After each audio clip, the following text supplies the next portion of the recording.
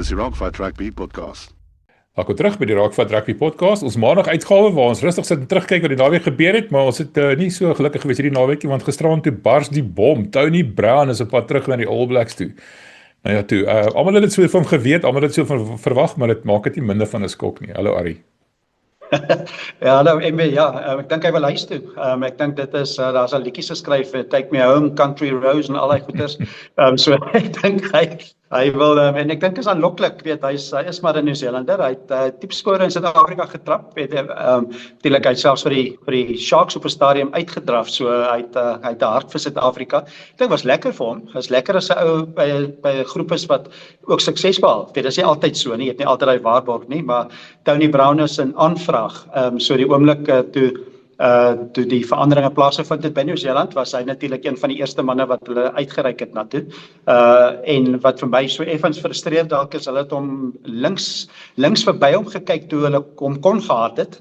En toe het Rassie hulle het in hom geglo, meer as wat die All Blacks in hom geglo het die afgelope 5 jaar. So nou eweslik is sy suksesse is nou in hoofletters en dit is van 2028 af, hulle het dit vroeg aangekondig. Daar was seker 'n moontlikheid dat hulle nou maar net daai kontrak so in die laai kon gehou het en gesê het, maar na die Wêreldbeker 2027 terloops nou kom hy.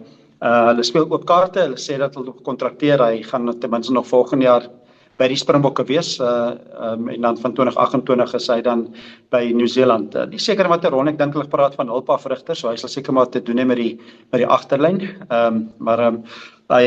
As hy nog sy kant kan bring vir Suid-Afrika in 2027, dan is dit goeie nuus. Jy weet net, die All Blacks het dit nou vroeg aangekondig, dalk wil hulle so 'n bietjie ook 'n stelling maak so in die opbou na hierdie 4 toetse wat op pad is. Miskien is dit so 'n klein bietjie sielkunde om dit vroeër aan te kondig, maar ek dink dit is te veel nie. Ek dink Tony Brown is professioneel genoeg om sy alles te gee vir die Bokke teen die All Blacks nog in 2026 en in die Wêreldbeker. So ek hoop so. Maar ja, dis 'n verlies. Ek dink hy was goed vir die Bokke. Ja, ek weet dat is so lekker nie. Jy weet, in my verlede is iemand wat soveel intellektuele eiendom het in sy kop, IP noem dit maar in Engels. Veral byvoorbeeld, jy weet, 'n verkoopspersoon wat 'n klomp data het en inligting het en alles. Ons het hom altyd so onmiddellik laat gaan. Jy weet, jy betaal hom uit vir sy periode, maar jy kan nie bekostig dat daai man met sy kop vol van jou inligting uitstap daar nie. En ek sal 2 keer dink hieroor. Dit kan natuurlik wees dat Nieu-Seeland die nuus gebreek het, maar ek dink die Springbokke het dit vroegtydig gebreek, as jy my vra. Weet, om soort van die angel uit te haal. Ek moet eerlikwaar sê, ek is baie beïndruk daarmee nie. Ek praat nie van Tony Brown, ek verstaan 100% hoekom hy oorgaan. Ek sou waarskynlik 'n ander plan gemaak het. En natuurlik as ek nou Mike Blair was, wat aangestel is as die Nieu-Seeland se aanvalsafweer, saam met Dave Rennie by Kobelco Steelers was in Japan, wat die titel gewen het, as ek my nie verbeel die naweek. Ek sou redelik ongelukkig gewees het, want tensy jy van die begin af geweet het, jy gaan net daar wees 2 jaar, dat hulle van die begin af gesê het, jy is nou net hier vir 'n tussentydse posisietjie, maar Tony is op pad, iets is dit, maar ja, dit is nou nie heeltemal regverdig toe na daai ou nie, as dit net suiwer sonder verder inligting gekyk word nou nie. Ja, ek dink hulle sal ek dink jy's reg in terme van die inligting wat hy het, as mens dit nou prakties sien uitspeel, ek dink hy sal vroeër uitpraat nie, ek dink die ding sal hom uitspeel na die Wêreldbeker, so ek sou vermoed dat hulle vir hom waarskynlik gesê na die Wêreldbeker in Australië, okay, kom ons los dit, jy hoef nie nog vir oulaas in Europa dalk saam te toer nie, en kom ons beweeg dan maar aan, en veral nie dan in die opbou na die rugby kampioenskap na die Wêreldbeker. Ek dink daar gaan seker weer 2027 'n verkorte ene wees, soos in 2023. Ek dink in die opbou na die Wêreldbeker gaan Rassie dalk angstig wees om kontinuïteit te hê in die afrigtingprosesse wat gewerk het.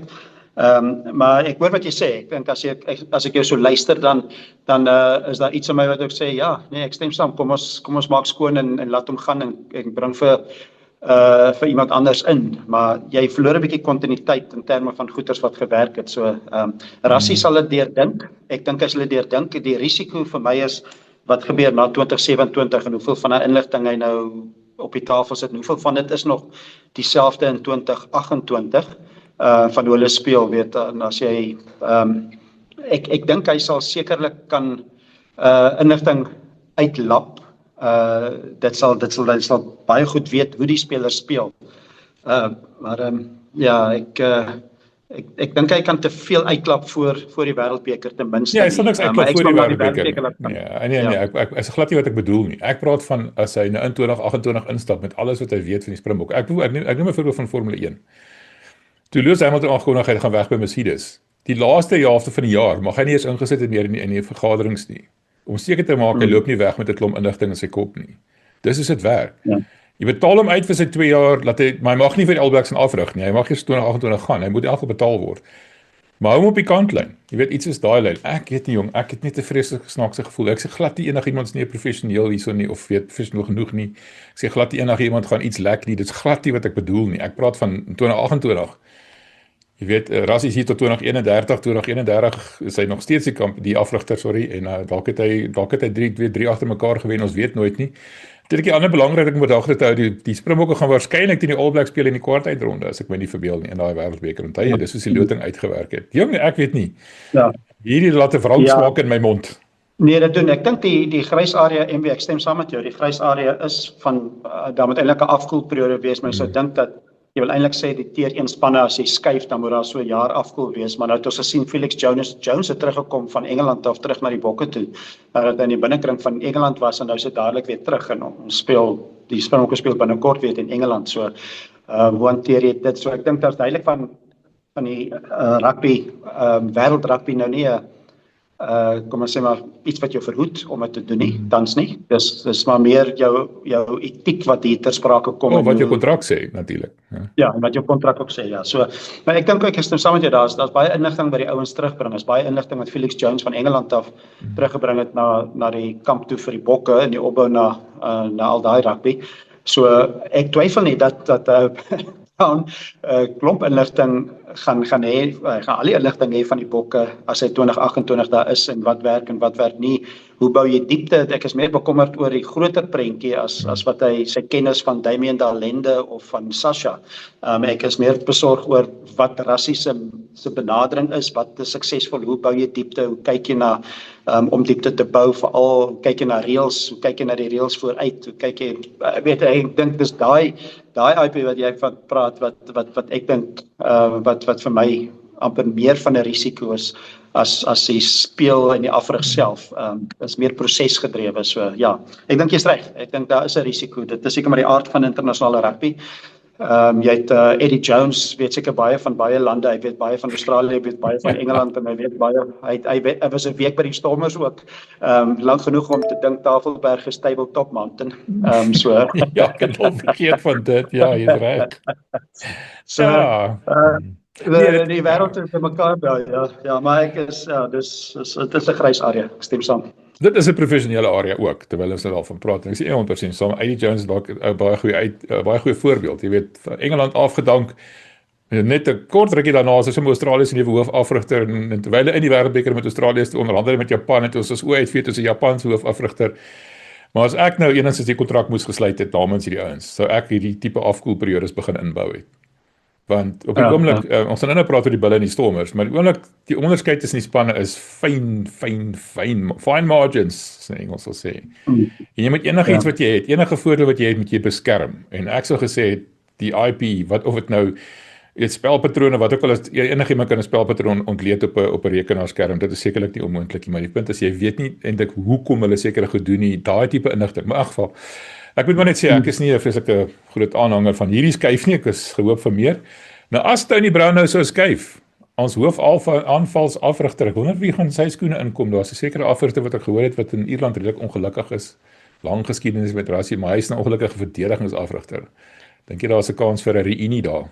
Ek dink daar's 'n kans vir 'n reunie en ek dink om vir Jacques Nienaber in jou kamp te hê vir die 2027 wêreldbeker sal baie waardevol wees. Ek dink dit sal die rol gaan net omgeruil wees, dan is Rassie nou hoof afrigter en hy is dalk 'n konsultantrol. Jy weet nooit hoe hulle dink nie. Hulle het goed saam gedoen oral waar hulle gegaan het, suksesvol. So ek dink dit kan dit net sterker maak. Dit is moeilik om te sê hoe dit nou gaan uitspeel. Ek dink veral as die Bulls vir Leinster in die finaal gaan klop, gaan daar baie gromminge wees in daai gange by Leinster en dit gaan meer druk plaas op daai verhouding waarskynlik.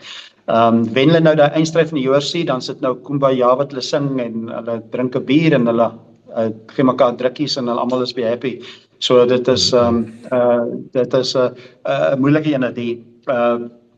wat in die gange in die agtergrond gebeur, wat daar rokies is daar seker nou vure, so ek dink die gegrom wat uitgekom het is seker dieper as 'n kumbaya, maar kom ons kyk maar wat gebeur met die eindstryd, maar ek dink in terme van ander afrigters vir agterlyn afrigter is dit moeilik om te sê, weet, daar's nie eintlik iemand wat nou so regtig nou op die voorgrond is wat daar's dalk internasionaal een of twee wat die mense na kyk.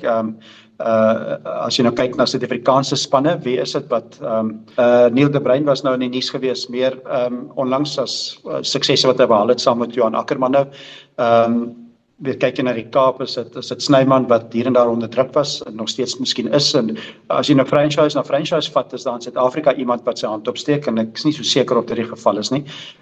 So, interessant wees wat Rassie gaan maak in die toekoms, maar hy sal iemand gaan kry ergens, jy wil nie net heeltyd iemand van buite kry nie, ek dink daar moet 'n oomblik kom wat jy sê, maar jy het 'n Suid-Afrikaner wat goed genoeg is, en jy vertrou. Nee, ek dink nie so nie, ek dink onthou Felix Jones was die aanvalsafrigter by die Springbokke gewees, voor hy oors na Engeland toe, daar was hy die verdedigingsafrigter, hy is klaar weer terug in die Springbok kamp, ek vermoed hy gaan net die Danny Brand se skoene vol staan, dit onder sy vlerk neem. Felix Jones was reeds die aanvalsrigter, hy kom nie weer nie. Dis 'n natuurlike skuif, dink ek ook.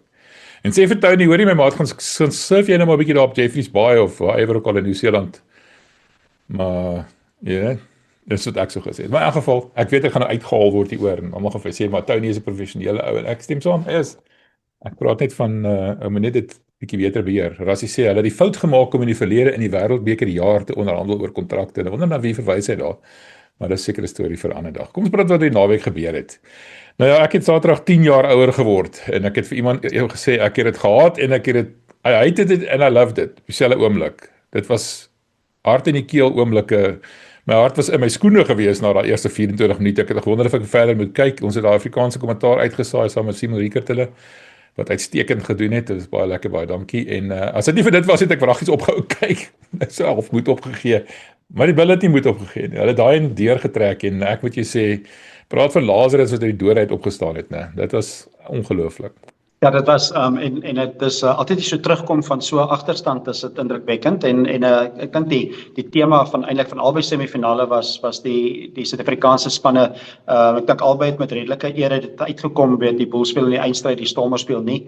Ek dink daar's eervolle vermelding daar by die Stormers se rigting ook in terme van ek dink hulle meeste van ons almal eintlik verras in terme van hoe diep hulle daai wedstryd gevat het.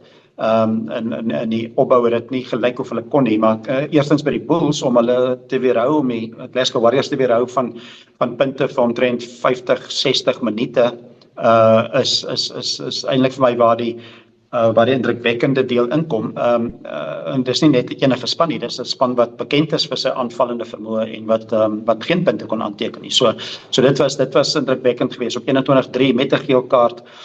Op daai oomblik ook terug te kom en nog steeds te wen was baie goed. Ek dink wat ek in albei spanne gesien het, MW wat vir my gewys het waarom Suid-Afrikaanse rugby, wêreldrugby op hierdie stadium kom ons maar die toon aangee, is die Engelse woord is tenacious, maar ek weet daar's lekker Afrikaanse woorde, die ene is vasberadendheid of hardnekkig, weet, die Nederlanders praat van vasthoudend, maar ek dink die lekkerste Afrikaanse woord is verbete, en dit is amper die woord wat vir my uitgekom het, van wat die Bulls gedoen het en ook die Stormers se verdediging, ons sal nou daarvan praat, was nie net verdedig nie, ek dink in alle fasette was daar verbetenheid, want die Bulls het 'n vermoë gekry om dat die 21-3 hulle nie beïnvloed het. Dit is met die indrukwekkende deel, want in die verlede het altyd geglo die Bulls en die Stormers, maar veral die Bulls het 'n baie goeie sterk groep met baie diepte, maar partykeer as die telbos so teen jou gaan, dan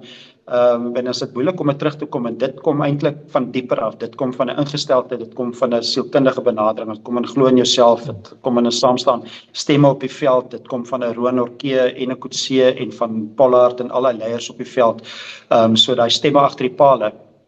So dis maar die indrukwekkende deel van wat die Bulls reg gekry het, is daai om dit by mekaar te gehou het. Dit kan baie maklik skeef getrek het, om waar te sê, een van die stemme was toe op 'n stoel langs die kant vir 10 minute ook nog, Roan Orkee was jy se ou wat afgestuur is, so ek dink dis vir my die indrukwekkende deel wat die Bulls reg gekry het, en om uit te gehou het aan die einde ook, en slim te gespeel het, en ongeag weet ander dae, het Pollard miskien meer van hy skoppe oorgeskop, maar op die ouend, weet jy, skop partykeer as skop oor, maar dan is dit weer 'n afskop op jou kwartlyn, weet, dan kan jy weer onder druk wees, so partykeer werk dit om teen die paal vas te skop en die ouens daai kant van die veld te hou,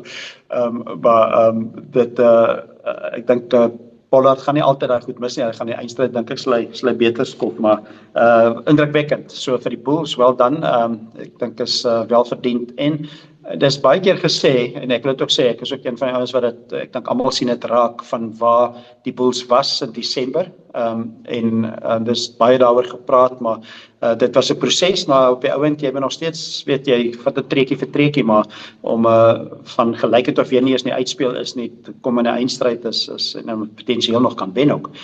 Dit gaan omtrent 'n boek of 'n fliek wees, so dit is 'n goeie prestasie.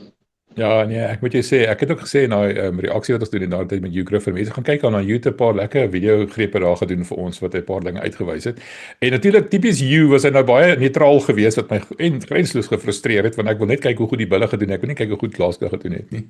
Maar ons Hugh Griffin dring aan om vir my al twee kante van die ding te wys. Ek spot sommer, ek hou daarvan, juist die feit dat hy onpartydig is. Maar nou ja, ek het gesê, die bulle van 2 jaar terug sou nie hierdie wedstryd gewen het nie. Ek dink nie so nie. Jy weet, hierdie terug verbeterheid, jy gesê het, hardnekkigheid, en dan gaan die lê nie, die kan nie dood benadering.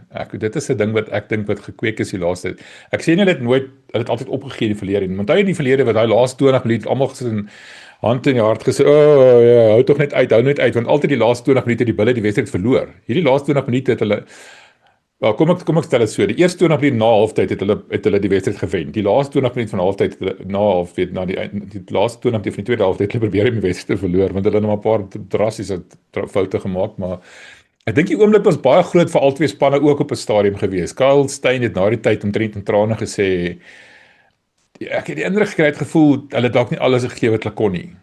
Weet, hy het gesê, as jy af van die veld afstap en jy kan nie sê jy het alles op die veld gelos nie, daai tipe ding. En heel op die einde dan het hy die hele tyd gesê, ja, eintlik is ek baie gelukkig. Hy het so afgeskimp ook dat hulle 'n klein groep is, jy weet, in terme van getalle, is 38 spelers. 'n klomp van hulle was in die Skotse nasionale span gewees met die 6 nasies, en weet, hulle mis kampioenesbeker speel.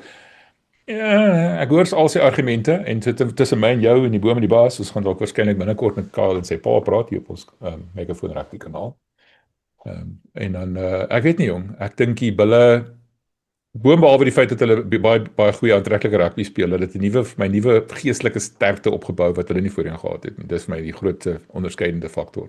Ja, ek dink die vir Glasgow Warriors ook, dit gaan verder terug na daai Toulon verloor wat hulle gehad het in die Europese kampioenskap, en dit was ook tuis geweest. Dit was 22-19.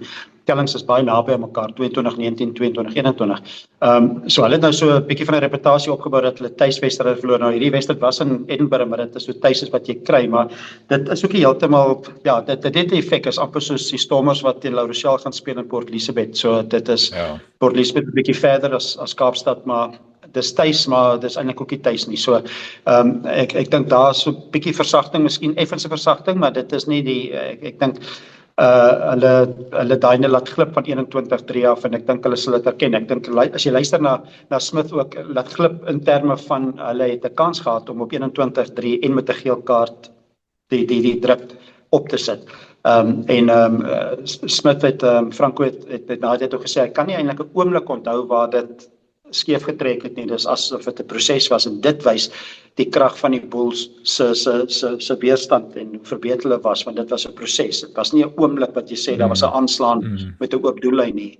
Dit was net so half 'n strangle geweest, en hulle kan nie hulle momentum gekry het nie, en so dit was 'n indrukwekkende deel. Is baie keer is 'n rugby jou suksesse is en hoe jy die ander span weerhou van iets, en dit is wat die Stormers ook in 'n groot mate eintlik half reg gekry het, is om mense op 'n manier van die doele na weg te hou, waar weet waar hulle gewoonlik dan relatief maklik punte aanteken as hulle 22 is, maar hulle ook vir die Glasgow Warriors begin ontneem van veldposisie, en hulle net Glasgow Warriors kon net nie op die regterkant van die veld kom nie. En toe hulle wel daar gekom het, was die verdediging van die Bulls ook baie goed geweest.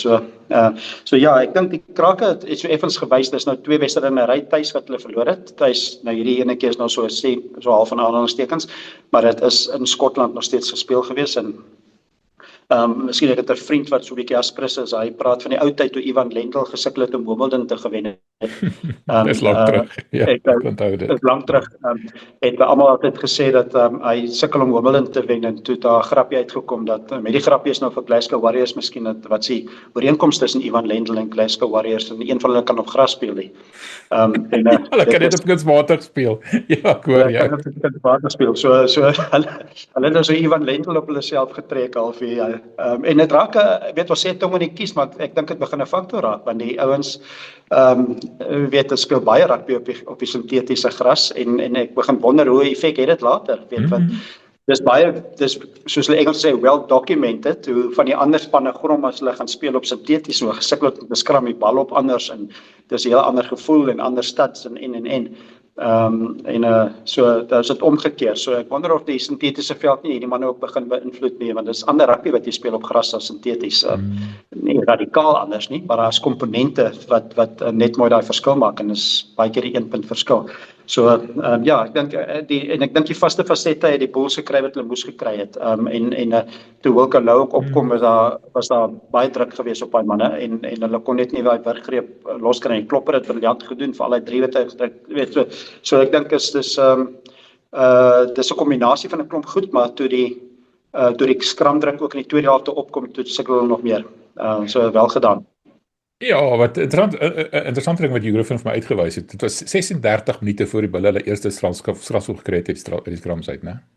So ons kan nie regtig meer staat maak op strafskoppe nie. Jy verstaan, jy moet nou maar hulle probeer fisies intimideer en hulle dit wel reg gekry. Dit is waar, dit is wel so. Net so terugkom nou laas onthou daai 2 groot pak slaas wat in Suid-Afrika gekry het, pak slae. Ek weet nie dit regte wie meer fout vorm is nie. Ellis Park en DHL stadion op gras, né? Groot pak slae op die hals geloop, die lyf geloop daar, op die hals gehaal. Moeilik om 'n metafoor reg te hou so op 'n maandag. Ja. As ek dit nie doen nie kry ek raas. Maar nou ja, nee, ek wil net vir sê vir my die heel mees opvallende ding van daai hele wedstryd was na die tyd Johan Ackerman, Neil de Bruin en Johnny mekaar omhels het daar in die afrigtersboksie, né, losie. Kan jy indink dat Jake White dit ooit sou gedoen het? Nee, jy kan nie. En daar lê die verskil. Ja, ek dink die elke span afrigting het sy eie dinamika, maar ek dink dit is waarom jy maar jou hulpafrigters fyn kies en mense wat jy mee padstappe nou wegkom en ken. Ek dink wat daar ook 'n komponent is, hulle is op dieselfde bladsy geestelik ook. So ek dink daai kringetjie wat ons gesien het was 'n gebed geweest. Dit was nie net 'n celebration nie. Weet 'n drukkie is 'n druk en jy gaan uit en daai was hulle het gestaan en ek kan sien dat weet dis en ek dink dis in ons lewe ook is altyd in jou grootste oorwinningsoomblikke dadelik is dit die moeilikste om te bid want jy is nie dadelik dankbaar altyd nie. So ek dink dis goed om te sien. Ek dink Johan Ackerman skroom ook om te praat in onderhoude na die tyd dat hy het gesê dat hulle is geseën en hy sien dit, hy erken dit so ja, dit ek dink as jy geestelik daarna kyk, maar ek dink dit is meer te doen en weet dat jy is op dieselfde bladsy. So mense wat kyk ook nou na kykie so weet, dit verskillende menings omtrent geestelik ook en die geestelik speel vir sommige mense 'n groter rol as 'n ander rol en so voort, maar as almal ernstig is daaroor.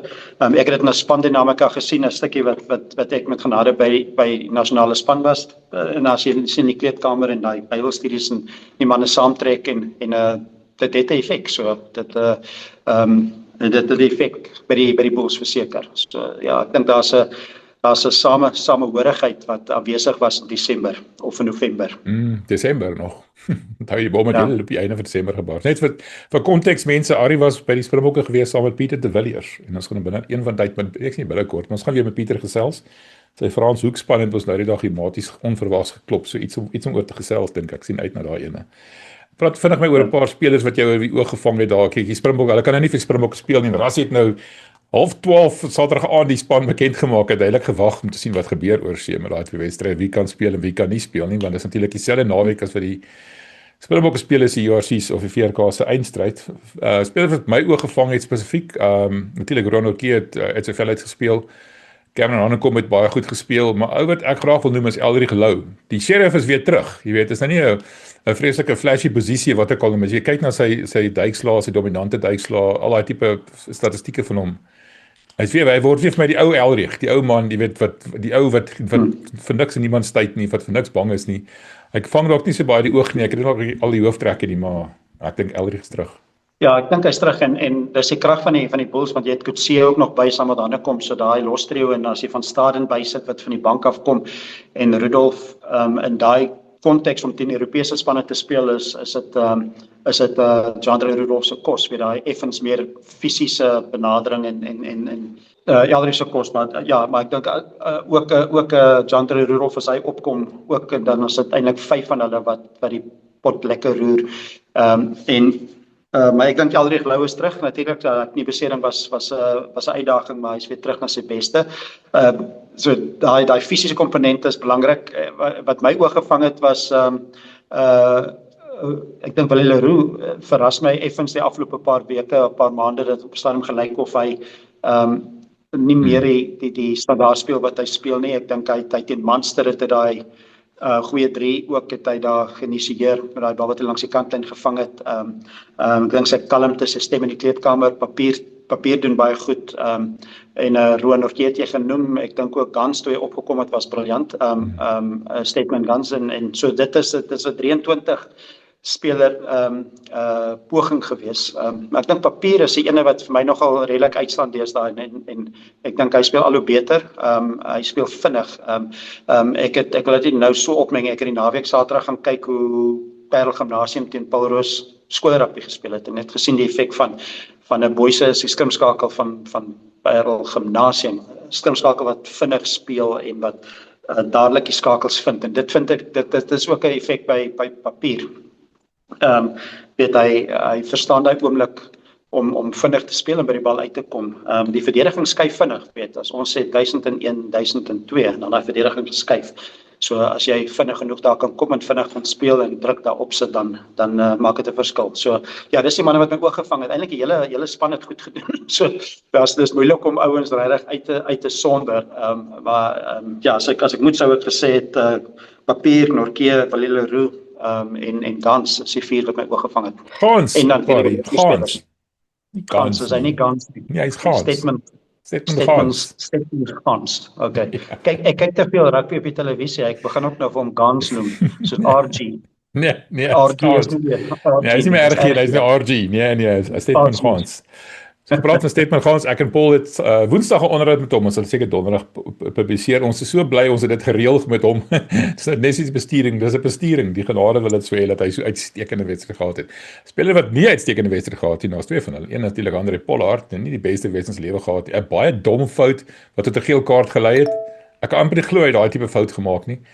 En natuurlik die skoppe wat hy oor en oor gemis het. Ek het gehoor hy het besluit hy skop hale toe die Afrikaanse span wou gehad het hy met kantlyn toe skop en hy het ge-overrule.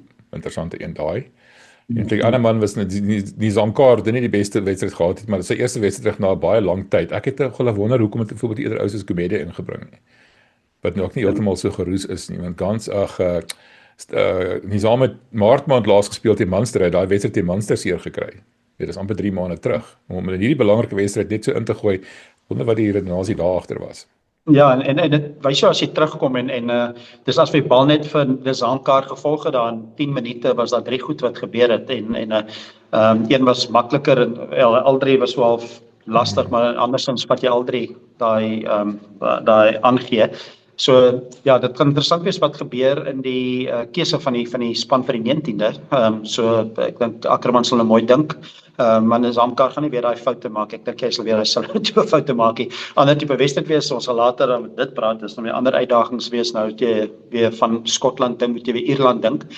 So dis ander tipe rugby, ander uitdagings, ander plek, ander vol paviljoen. Ek dink nie daar gaan leerstoele wees soos die afgelope naweek teen die Stormers nie.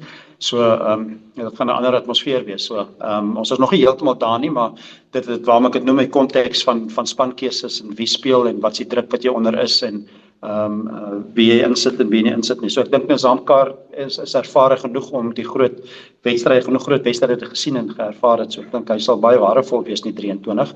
Veral met as hulle vir Grobler heeltyd 80 minute laat speel, dan het jy die vryheid om vir nog 'n ekstra losvoorspeler eintlik maar los te laat. So dit is 'n gedagte. Ja, vir Marco nou nie as hy nie hoef van op te gaan nie, maar jy kan nog vir Jan Hendrik mos maar ook natuurlik haker toe vat. So daar's 'n paar opsies. Pat McCarry het vir ons Saterdag aand gesê die rede hoekom daar so min mense was, daar was iets soos 15,000 mense. Daar was 'n groot hurling wedstryd in Croke Park geweest tussen Leinster en Galway. Dis natuurlik die plek waar Connacht is. Weet en dis een van hulle groot sportsoorte daai en hulle het natuurlik 'n klomp kaartjies weggegee vir die skooliere vir daai ander wedstryd en alles so. Hy het probeer afmaak, maar ek bedoel daar's drama. Jy kan nie dink dat daar so min mense in 'n semifinale is nie. Ons praat van die Leinster wedstryd. En jy weet, jy praat van die ding wat laasweek met Jacques gebeur het. As jy 'n deksel op 'n pot probeer hou en die pot kook oor, dan ergens kom die stoom uit en ek dink dis wat ons nou begin gesien het. Sien hierso. Jy kan maar bo die deksel gaan sit, maar op 'n stadium gaan hy afskiet en ek dink ons is baie naby daai afskiet. Of dit nou iemand is wat gaan op sy swaard val of wat kan gebeur vorentoe. Maar ja, kom ons praat oor daai Stormers terugvegpoging of nie terugveg nie, dit het nie regtig teruggeveg nie. Hulle het net baie goeie wedstrydplan gehad. Ons het voor die tyd gehoor hoe gemotiveerd hulle was. Hulle het net 2 biere gedrink in steede van 30 of 15 of wat ook al die feit van die saak is, hulle was baie gemotiveerd geweest. Ek dink hulle het miskien dalk 'n bietjie te gemotiveerd geweest. Dit het 'n bietjie weet ontaard baie keer en 'n bietjie te fisies geraak. Weet 2 geel kaarte en 'n rooi kaart, effektief 3 geel kaarte, daar het 'n toonigte rooi kaart geword. Die dissipline het dit dalk gekos op die einde van die dag. Jy weet, dink jy dit was 'n fout om daai benadering so te probeer druk, jy weet, om te sê, jy weet, alles is op die spel, jy kan 'n held wees, daai tipe ding, of dink jy dit was net 10 minute te lank daai wedstryd?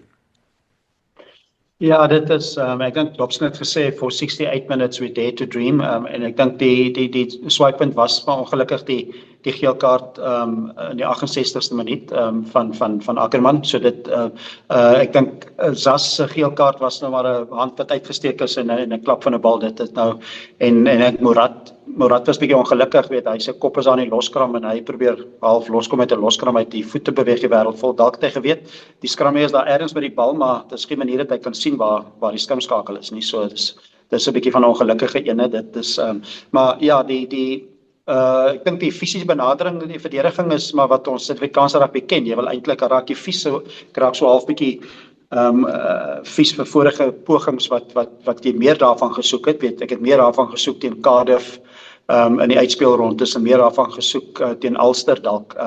Daai regtig soos ons maar tongenetjies sport, daai volk en vaderland tipe goed wat tipies is van Suid-Afrika wat jy net eenvoudig nie ophou nie en ons fisiese vermoëns wat ons het. So dis moeilik om heeltyd so lank te verdedig. Ek weet die duiktelling is verstommend, dit wat uitgekom het. Ek dink Evan Roos 24 duikslae en dan die Adrey Smith het 18 en ek dink as 'n paar wat 15 en 14 net, selfs Yuri Matthee 15 duikslae wat hy moes uitoefen. So dit wys jou ook die aantal druk wat op hulle was. So jy kan nie, is moeilik om vir 80 minute dit te volhou, maar dit is my gevoel of hulle dit volhou het tot op die punt waar Leinster onder druk begin raak het. So daar was 'n stadium wat Roan Nel 'n skop 50-22 geskop het in die kwartlyn in. Dit was 'n geleentheid geweest met hulle daai lyn staan verloor. Maar dit so tot dan het hulle eintlik goed doen en hulle het dit vermoë gehad om toe nou ook in Leinster se helfte te kom. So daai was eintlik jammer dat hulle daar nie bietjie kon langer bly in die 22 en daai druk en punte omgesit het nie. As is verbrande hout, dit is water onder die brug. Ek dink dit was ten minste wat ek dink die Stormers ondersteuners sal trots maak is die hart wat hulle gewys het. En veral hoe Leinster gespeel het in die Lions was ek bekommerd geweest dat hoe gaan die Stormers hulle uithou. So dit wys jy dis 'n gelukkige kleedkamer, jy verdedig net so as jy trots is op die wapen. So ek dink die ouens het dit gewys dat hulle dit kom van binne af en hulle is ongelukkig nie in 'n finaal nie, maar ek dink hulle het goed gedoen. Een ding wat hulle wel gedoen het is MB's, daar's baie diepte wat hulle nou gebou het. Daar's ten minste 6 eerste keuse spelers wat nie daar gespeel het nie. En daar's nou 6 ouens wat hulle plek gespeel het wat hierdie geervaar het.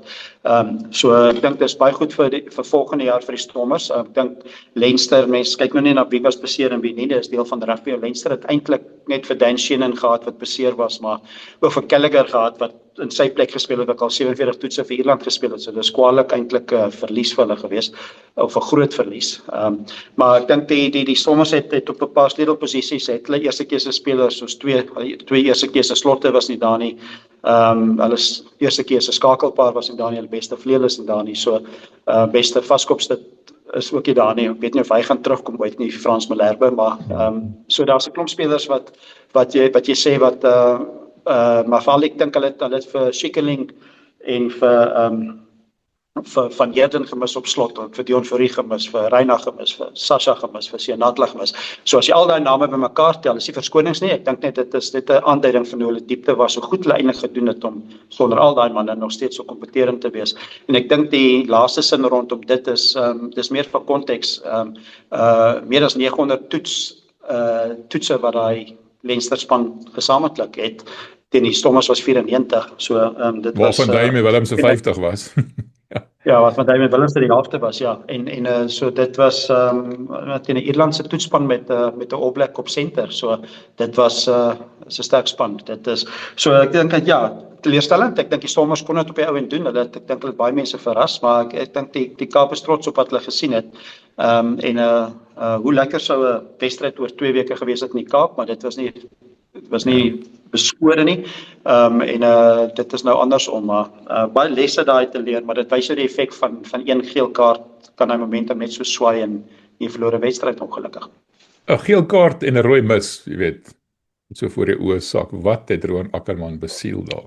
Wat het hy gedink? Regtig? Ja, dit is die ingewing. Ek dink dit is waar hy is 'n lekker fisiese speler, maar as jy so ver inkom in 'n loskram, moet jy weet in hierdie tyd, as jy jou, soos die Engels sê, when you drop your shoulder en jy gaan daar in 'n loskram en soek jy vir moeilikheid, weet, en dit is baie keer dan tref jy 'n ou nou nie heeltemal op die koppie, maar nog erger as jy hom op die kop tref, dan is dit moeilikheid. In ieder geval as jy jou shoulder drop, ek weet nie wat die Afrikaans daarvoor is nie, maar as jy so ingaan in 'n loskram, dan is jy nie moeilikheid in elk geval. So ja, dis nou ietsie wat en ek dink as jy nou van hom vra in 'n ingewing het hy gesien hier's 'n speler wat oor die bal is en ek meen sy intensie is om so gou as moontlik daar van die bal af te kry. Goed gebeur op ingewing van die oomblik ook. So ek dink nie hy het nou daar 2, 3, 4 sekondes gehad om te dink en gesê okay, ek gaan die ou nou uithaal nie. Ek dink sy werk wat hy wou doen is om 'n ou van die bal af te kry, maar ja, dit is 'n harde les. Ek weet nooit hoe dit sou uitgespeel het nie, maar dit het 'n effek gehad op die verloor ongelukkig Saterdag. Sê vir my, Harley Davidson. Nou is nou 'n klomp mense wat vreeslik ongelukkig is oor Harley Davidson. Maar Harley Davidson het nie die wedstryd vir die Stormers verloor nie. Ek stem nie saam met haar beslissing oor Salman Morat nie. Ek dink eerlikwaar nie hy het dit as prins gedoen nie. Feit van saak is hy het die bal raak geskop, so dit is nou maar so, maar ek dink jy het dit as prins gedoen nie. Maar wat interessant was, Leinster het 66% besit gehad. Leinster het 152 carries gehad, Stormers net 77. Harley het die Stormers 11 strafskoppe teen hulle toegeken. Hulle het 2 geel kaarte en 'n rooi kaart gehad. Hulle het 34 duikslae gemis. Hulle het die lynstaande gemis. Dis nie Harley Davidson se skuld daai nie. Ek dink daar was 'n kwessie van die oomblik het dalk net bietjie te groot geraak en dit is nou maar net soos jy gesê het 900 toetswedstryde teenoor minder as 100. Dis maar waar die verskil in gekom het. Kan 'n tipies keisregte blameer, ek dink nie so nie. Ja, ek het ook so hier en daar kommentaar daaroor gesien, maar ek dink nie dit is oorweldigende gekla teenoor haar nie. Ek dink dis maar clickbait, meer as iets anders gewees op internet. Ek het net die indruk gekry dat sy onder druk was en dat sy 'n swak wedstryd gehad het. Ek dink mense moet maar die konteks verstaan van hoe die internet werk en hoe aanlyn webtuistes werk en clickbait werk en dit is om dit sensasioneel te maak en 'n klik te kry op jou platform. So daar's nie gekla uit die Kaap uit nie, daar's nie gekla van Dobson af nie, daar's nie gekla uit die Stormers kamp uit nie en die rugby mense wat ek mee gepraat het in die Kaap het nie een gesê Harley Davidson en die Stormers gekos nie. Ek dink die Stormers is wel bewus, die ondersteuners wel bewus dat die Stormers onder druk was, maar ook die druk tog goed hanteer het en daar was en soms wen jy so 'n wedstryd. 2023 het die Springbokke wêreldbeker gewen teen Engeland 70% van die of 40% van die rugby te speel en nog steeds die wedstryd te wen. So soms het jy 'n wedstryd wat jy meer verdedig, wat jy onder druk is, en die druk moet verwerk en terugkom en dan wen jy hom. Ander kere verwerk jy die druk en jy wen dit nie. So dis wat die naweek ook gebeur het. Dis nie totaal vergelykbaar met Engeland die Springbokke nie. Ek dink Leinster het meer rugby gespeel as wat Engeland teen die Springbokke gespeel het in 2023, maar dis vergelykbaar in die konteks dat soms het jy wedstryde wat jy meer verdedig as ander wedstryde. Maar ja, ek dink sy het goed gedoen. Ek dink nie sy het sleg gedoen nie. Ek weet daar's 'n paar keer was daar komiese oomblikke wat van die spelers geskree het, it's holding en dan sê gesê it's absolutely not, het sy geskree. So sy het met hulle volsinne teruggepraat waar die manskeieregters net hulle ignore, het sy nou met hulle so half 'n gesprek gevoer. Dis miskien ietsie wat ek opgetel het, maar dit was nie noodwendig 'n negatiewe manier. Ag, daar's hier en daar dalk 'n ding wat sy gemis het. Ek weet daai geel kaart van Morat dink ek was nou die ene. Weet nie of dit nou 'n verskil sou maak nie.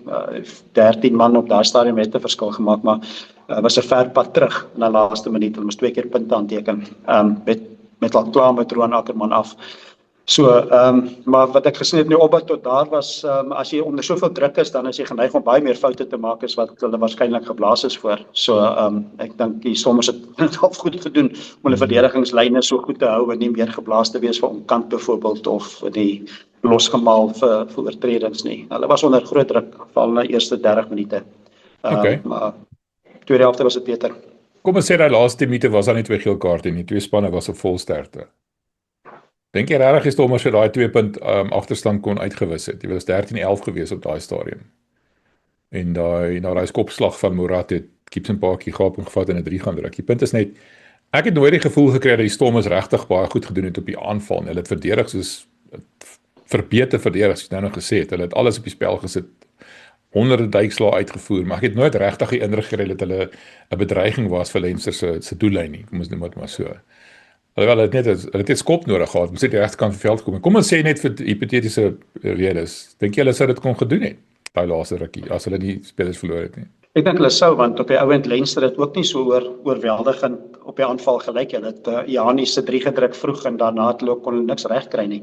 So dis ook nie dat hulle vreeslik gelyk het of hulle op die aanval nou vreeslik aanvallend gelyk het in die tweede helfte veral nie. So ek dink dit was 'n armdruk geweest. Die Stormers het reg gekry om hulle na armdruk in te kry. Dit was Stormers was gelukkig, was happy of was genee om hulle set piece te gee. Dit sê okay, skram, kom ons speel, lynstand, kom ons speel. Verdediging dan is bietjie makliker dit die Stormers kon dit hanteer. Ek dink inteendeel daar van die 60ste minuut af het die Ire regtig begin trake wys en Dobson het ook gesê they showing some cracks. So ek dink dit was 50-50 in die laaste 15 minute waar dit in die eerste helfte gevoel het Leinster speel al die rugby. In die laaste van die 60ste minuut af was dit vir my maar baie 50-50 in terme van albei spanne het dinge probeer, maar daar was baie skoppe. Gibson Park het meer geskop as ek nog ooit in my lewe gesien het. So hy was ook nie lus om te speel nie. Hy het die bal maar heeltyd omtrent net 80% het hy die bal net in die lug opgeskop. So hulle het daai pressure gevoel of hulle die druk gevoel. So ek dink ja, op 13-11 68ste minuut sonder 'n kaart is vir my op daai stadium is dit 50-50. So enige stadium kan jy 'n strafskop ergens gekry het en dan oorskop en jy's met 1 punt voor. So solank dit binne 3 punte of binne 2 punte is, dan kan enigiets gebeur. Ja, ons sal nooit weet nie. Mense kon maar hoop wat kon gebeur het, maar ek dink op daai stadium met die Stormers die ritme van die wedstryd begin verander. Alle statistieke wat net nou genoem is met toe jy gepraat het van Holly se effek, was grootliks statistieke van die eerste 50 minute, wat daai statistiek oorweldigend opgehoop het. Van daar af was dit baie meer gelyk geweest. So ek dink die Stormers het reg gekry wat hulle wou, kon net hierdie uitklop hou plant in die einde nie. Die tyd het begin draai, dis wat jy sê. Ja. Einde toe. Ja, ek sal graag die statistiek wil sien vir die laaste, selfs die 20 minute, weet dat ek dink dit is baie meer ewewigtig wees. Miskien in die laaste 10 minute weer na hulle kant toe geswaai as gevolg van die 13 spelers op die veld, maar dit is maar ek dink dit vir 'n veernie vir die Stormers ten minste, dat hulle in die geveg gebly het, of ek klomp Engelse woorde wat in rugby bly opkom, wat hy stayed in the fight. Dit is weer eens waar ek terugkom wat ek reg in die begin gesê het van die Bulls en van die Stormers is verbete, is hardnekkig, Dis tenacious, dis wat ons Suid-Afrikaanse rugby sterk maak en dis waarom wêreldrugby die ander lande sukkel met ons. So ons wêreldbekers wen met 'n klomp 1 punt wenne. En ook 'n semifinaal wen teen Glasgow met 'n 1 punt wen. Ons is 'n verbete klomp rugby spelers.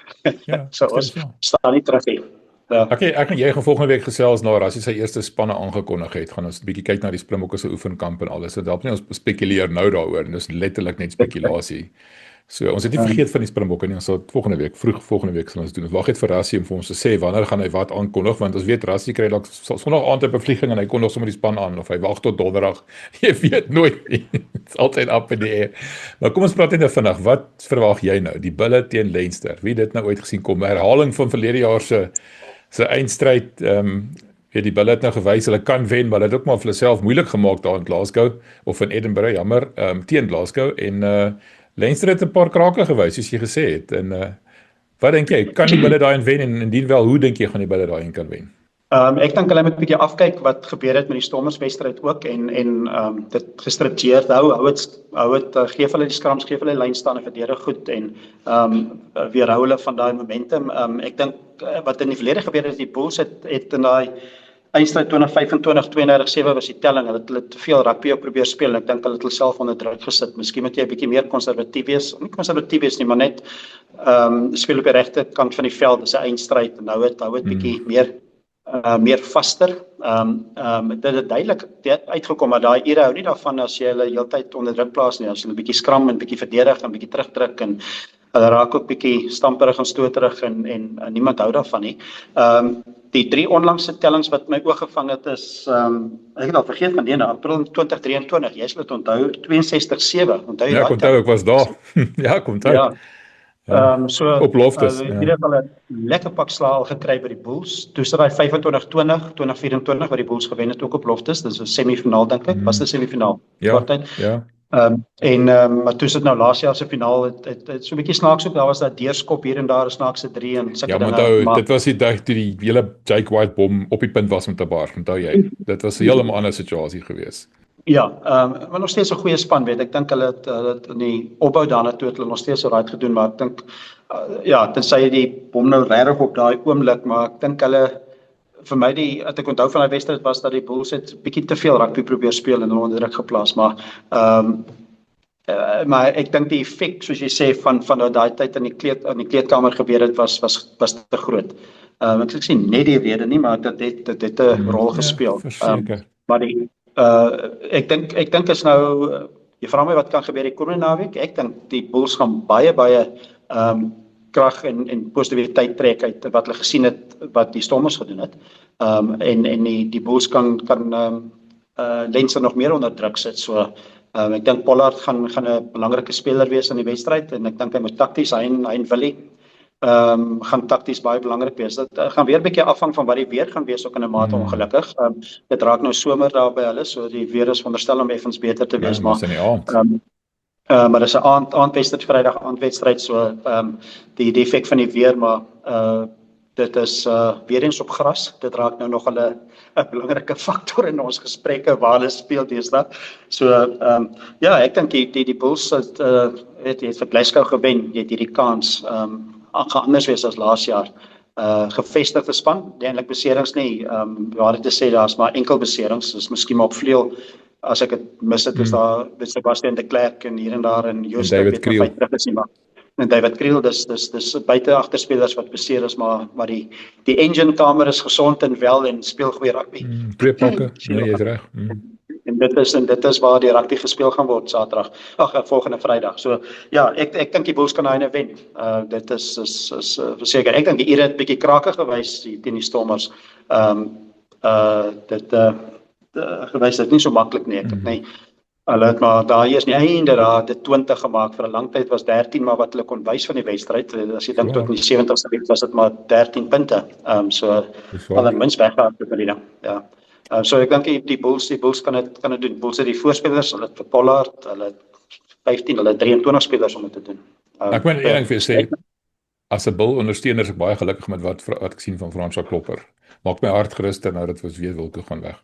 Ja, dis Suid-Afrikaanse Suid-Afrika's gesien met 'n klomp sterk vaskoppe. So daar's Ek sê tog die Klopper het bietjie in die skadu van 'n paar spelers gespeel die afgelope paar jaar en toe hulle nou begin kans gee. Ek dink hulle het hom meer kans begin gee toe Wilco Louw nou aangekondig het hy gaan en ek dink hy het meer kans gekry om te speel.